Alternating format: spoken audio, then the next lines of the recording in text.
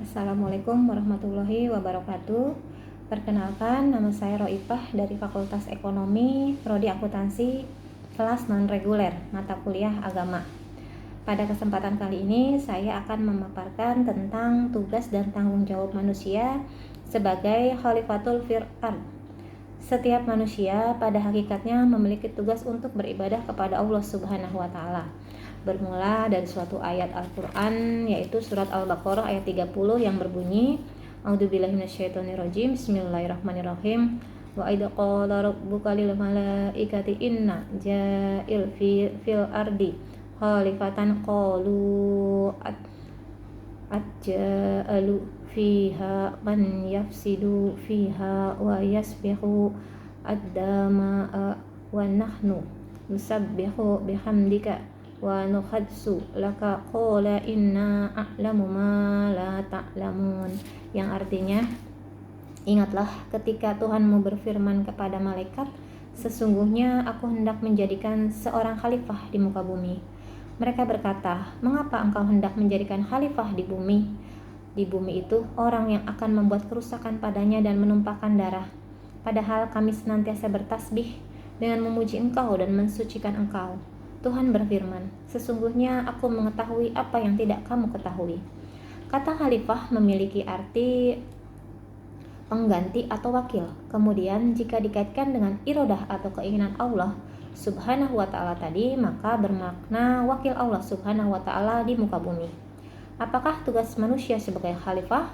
Tentu saja manusia harus bisa menjadi wakil Allah Subhanahu wa Ta'ala yang bisa memberikan dan mewarnai kehidupan di muka bumi, merawat alam semesta beserta isinya, berbekal seluruh pengetahuan yang telah Allah Subhanahu wa Ta'ala berikan, dan bukanlah sebagai perusak alam semesta seperti yang dikhawatirkan para malaikat.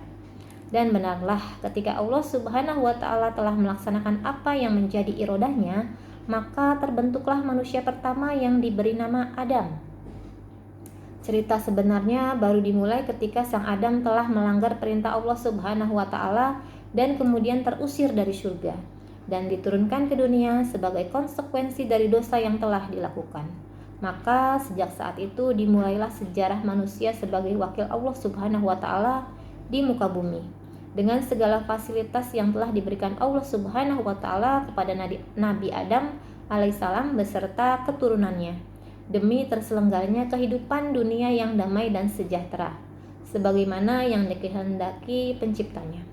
Menilik dari pelajaran yang disampaikan di atas, bahwasanya Allah Subhanahu wa Ta'ala telah berkali-kali mengingatkan umatnya untuk senantiasa bersikap harmonis dengan semesta alam, agar tercipta kehidupan yang sinergis sehingga terwujudlah cita-cita agung yang diinginkan Allah Subhanahu wa Ta'ala kepada sang khalifah fil ardi, yaitu manusia itu sendiri. Hubungan manusia dibagi menjadi 3, yaitu hablum minallah, hablum minanas, dan hablum minal alam. Hablum minallah menurut bahasa berarti hubungan dengan Allah. Namun dalam pengertian syariah, makna hablum minallah sebagaimana yang dijelaskan di dalam tafsir At-Tabari, Al-Bagawi, dan tafsir Ibnu Katsir adalah perjanjian dari Allah. Maksudnya adalah masuk Islam atau beriman dengan Islam sebagai jaminan keselamatan bagi mereka di dunia dan di akhirat. Hablum minallah dilaksanakan dengan ibadah. Dengan kata lain, hablum minallah adalah aspek ubudiyah atau ritual ibadah kita kepada Allah Subhanahu wa Ta'ala. Ibadah atau ubudiyah sering diartikan sebagai penghambaan dengan melaksanakan perintah Allah Subhanahu wa Ta'ala, menghambakan diri kepadanya atau menyembah Allah Subhanahu wa Ta'ala. Ibadah atau ubudiyah berasal dari kata abada yang artinya hamba.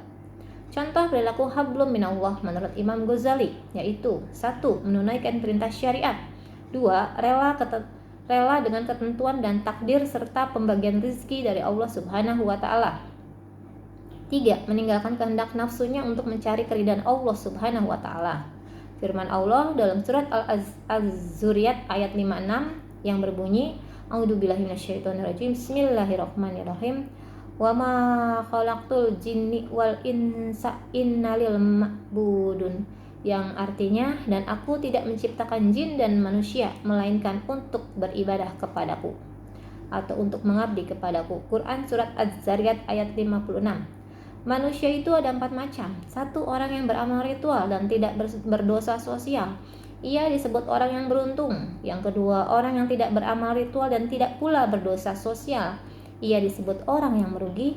Yang ketiga, orang yang tidak beramal ritual tetapi beramal sosial. Ia disebut orang yang tertipu. Dan yang keempat, orang yang beramal ritual tetapi banyak melakukan dosa sosial. Ia disebut orang yang bangkrut secara hakiki. Selanjutnya, pengertian hablum minanas. Hablum minanas adalah hubungan dengan sesama manusia. Pengertian populernya hablum minanas yaitu hubungan dengan sesama manusia dalam bentuk muamalah. Dari segi bahasa, muamalah berasal dari kata amalah, yaumilu muamalat, yang berarti perlakuan atau tindakan terhadap orang lain. Jadi, muamalah adalah hubungan manusia dalam interaksi sosial termasuk masalah harta, waris, dan jual beli. Muamalah mempunyai banyak cabang, di antaranya politik, ekonomi, dan sosial. Secara umum, muamalah mencakup 2 aspek, yakni aspek adabiyah dan aspek madaniyah.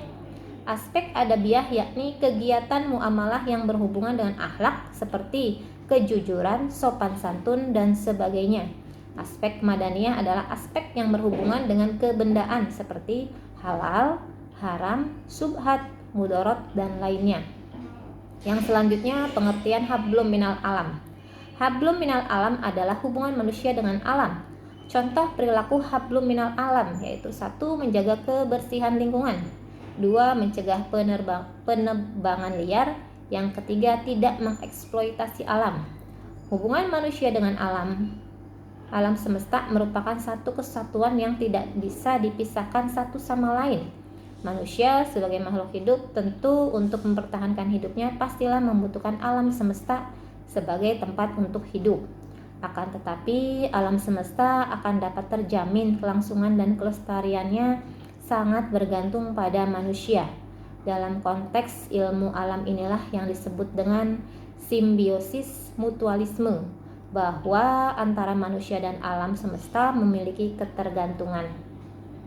Alam diciptakan untuk manusia. Manusia dapat hidup di bumi karena Allah telah menetapkan keadaan bumi yang pada posisi sekarang. Pemikiran yang murni yang berdasarkan kenyataan dan tanpa prasangka dapat dengan mudah memahami alam semesta diciptakan dan dikendalikan oleh Allah Subhanahu wa Ta'ala, yang semuanya diperuntukkan untuk manusia. Menurut filosofi Yunani kuno, bahwa alam semesta berasal dari 1. Unsur air, 2. Unsur udara, 3. Unsur api, dan 4. Unsur tanah. Menurut pandangan Islam, bahwa alam semesta ini diciptakan oleh Allah Subhanahu wa Ta'ala secara bertahap dan memerlukan waktu. Hal itu sesuai dengan firman Allah dalam surat Hud ayat 7, yang artinya, dan dialah yang menciptakan langit dan bumi dalam 6 masa, dan adalah singgasananya sebelum itu di atas air, agar dia menguji siapakah di antara kamu yang lebih baik amalnya. Dan jika kamu berkata kepada penduduk Mekah, sesungguhnya kamu akan dibangkitkan sesudah mati, niscaya orang-orang kafir itu akan berkata, ini tidak lain hanyalah sihir yang nyata. Sebenarnya Al-Quran memberikan konsep dasar kepada manusia tentang alam semesta ini yang dinyatakan oleh firman Allah dalam surat Al-Imran ayat 190, yang artinya, sesungguhnya dalam penciptaan langit dan bumi dan silih bergantinya malam dan siang terdapat tanda-tanda bagi orang-orang yang berakal.